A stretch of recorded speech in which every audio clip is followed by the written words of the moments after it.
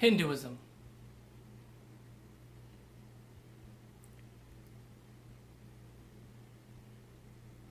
The way of discipline, or the eternal way.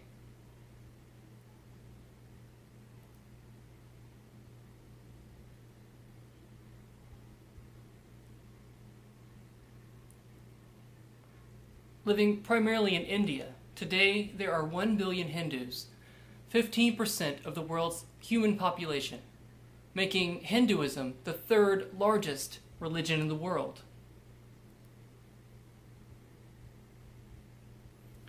Hinduism was so named during the British colonial occupation of India during the 19th century. In an effort to describe and catalog the indigenous religious expressions they found throughout the Indus Valley, they grouped them all together and called it Hinduism. In one sense, all of the religions of the Indian subcontinent eventually became one. Today, most people who identify with this religious tradition or group of religious traditions prefer to call it Sanatana Dharma, the eternal way, or the way of the eternal, or to the eternal. But for the sake of our discussion, I will refer to it as Hinduism. If taken as a unified collection of religious traditions, which it certainly is the case today, Hinduism,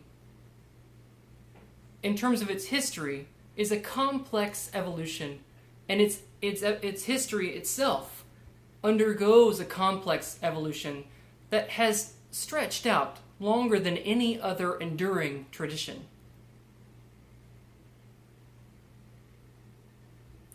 As the region of Hinduism's birth was inhabited and colonized by various peoples and civilizations over the centuries, with each new conquering power came new additions to the religion we now know as Hinduism.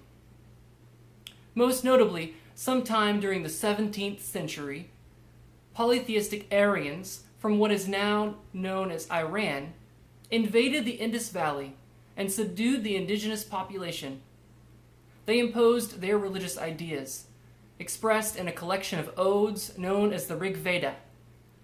This early form of Hinduism is known as Vedic religion. Here's an image found from an archaeological dig of the Indus Valley of one of the Aryan people. Aryan means something like noble.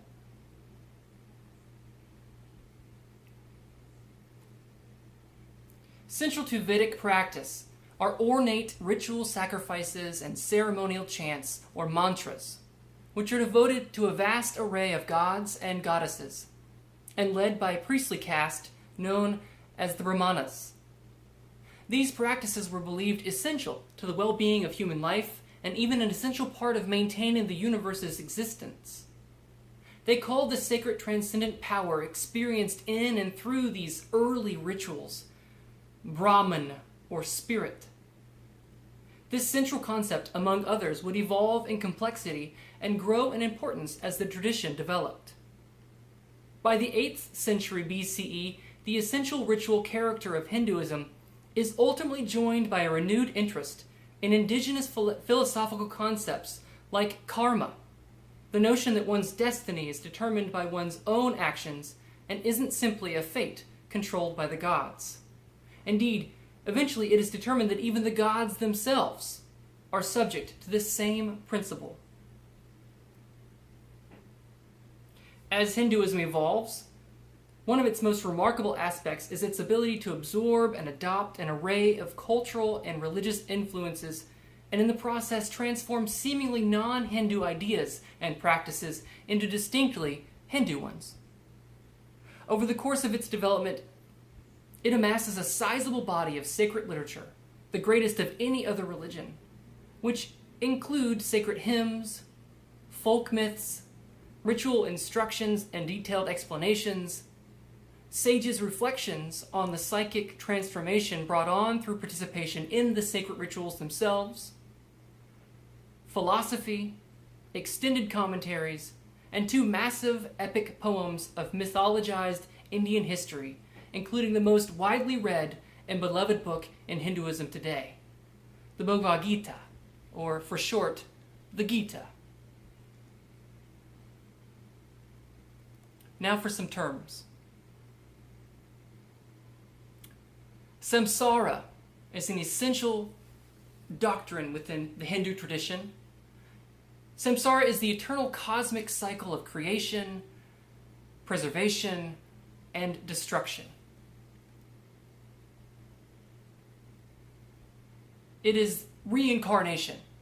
It is the cycle of birth, life, death, over and over and over again. Hinduism would come to, in some ways, be influenced, no doubt, by its encounter with Christianity in the 19th century and before, and perhaps a sign or a demonstration of this encounter is the way in which the understanding of God or the gods is transformed in many ways, so that there is, for some Hindus, an understanding of God as existing as one, but manifesting primarily in a sort of trinity, known as the Trimurti. This is the threefold cyclical manifestation of God that's just described through samsara, and the gods that oversee that process of creation, preservation, and destruction.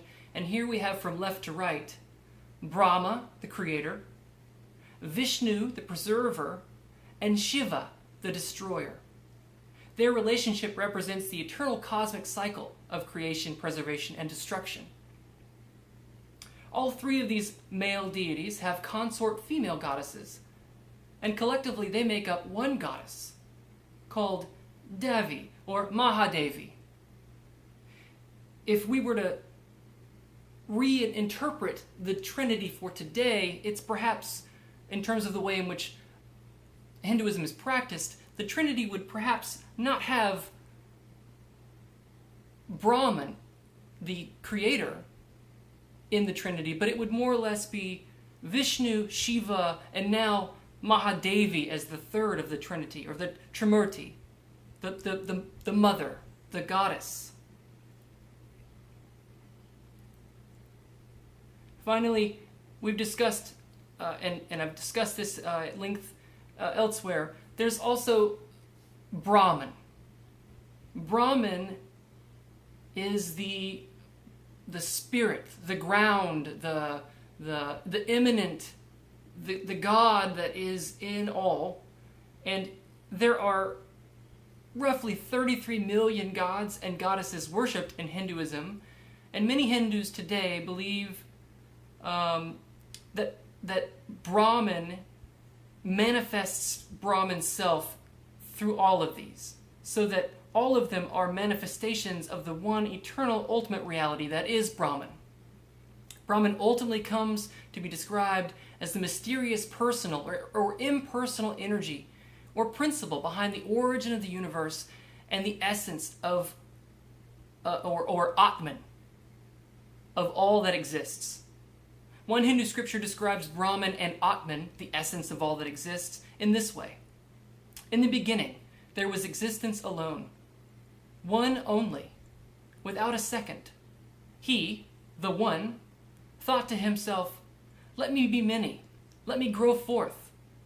And thus, out of himself, he projected the universe, and in doing so, entered into every being.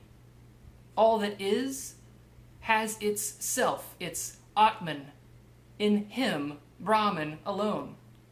Of all things, he is the subtle essence, the subtle Atman.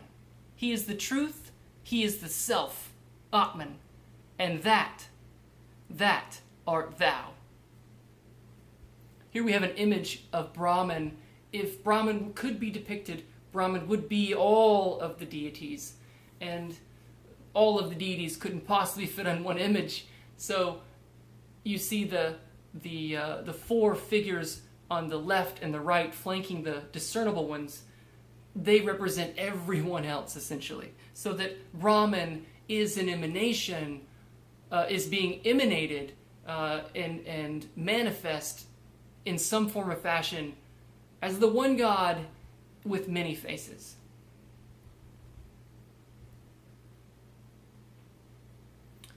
Now we come to the 4 yogas, or disciplines. Yoga is linked to the word, or related to the word for yoke, to tie together, to connect with.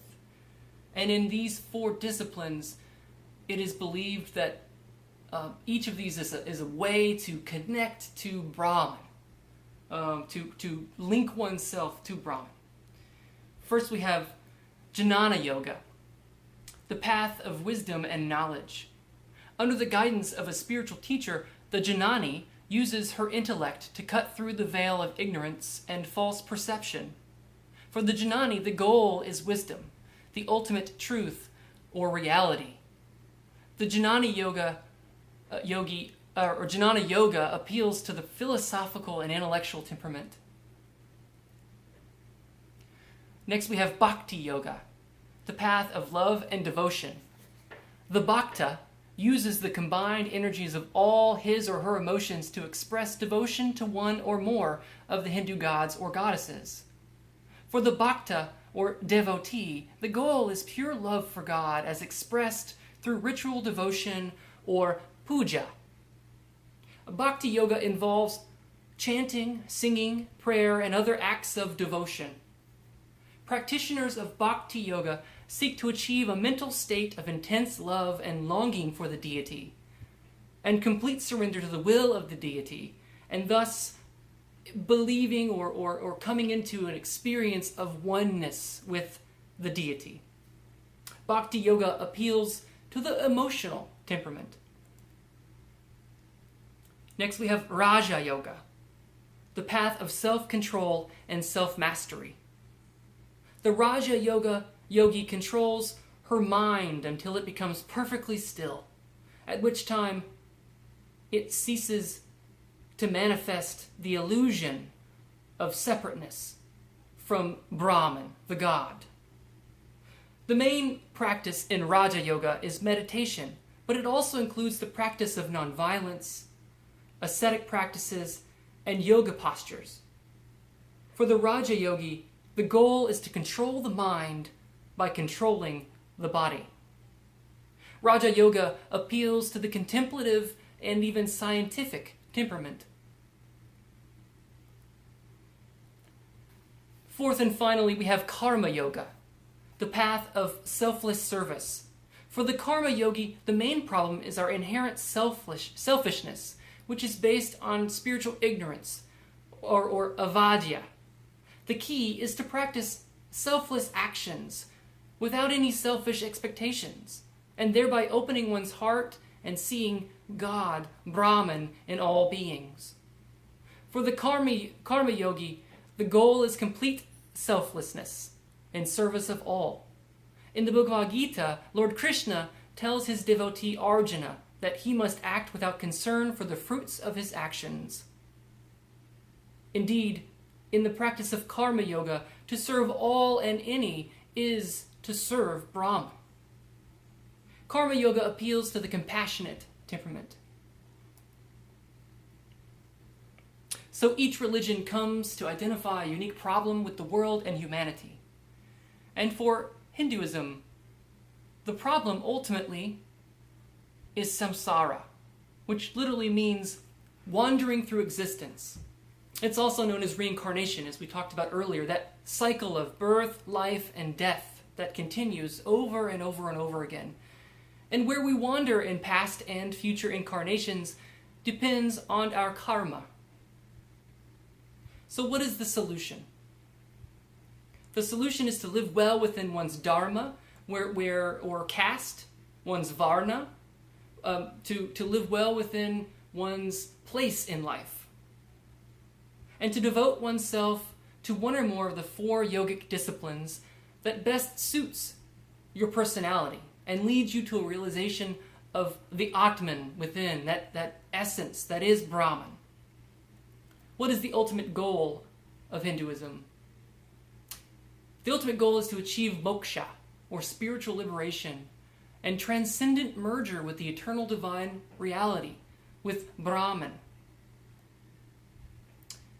So what does Hinduism say about humanity? Of all earthly creation, humans are the only beings who can attain moksha, spiritual liberation, and unity with Brahman. So to become fully human is to realize one's essential Atman, or divine consciousness, and no longer identify with the jiva, or primal ego self, that aspect that is connected deeply with emotion, with actions that are not thought out. It is that ego self, that very primal ego self. So as we conclude, there are two primary takeaways I'd like to offer. The first is that Hinduism is complex. If we were to take Christianity, Judaism, and Islam, three of the most known monotheistic traditions, and we were to add another 9 traditions, and then we collected them all together and said that they were just one religion, that would be essentially what Hinduism has done. It's complex. Number 2 is this. Rather than streamlining the tradition, closing up all holes in the probability structure, Hinduism extended its inclusivity and altered its theology. Now the various gods and goddesses are believed to be manifestations of the one divine absolute that transcends them all. This even includes gods outside of the Hindu pantheon, even gods in other religious traditions. Hindus even claim Jesus, Muhammad, and others. So Hinduism has a strategy of pluralism.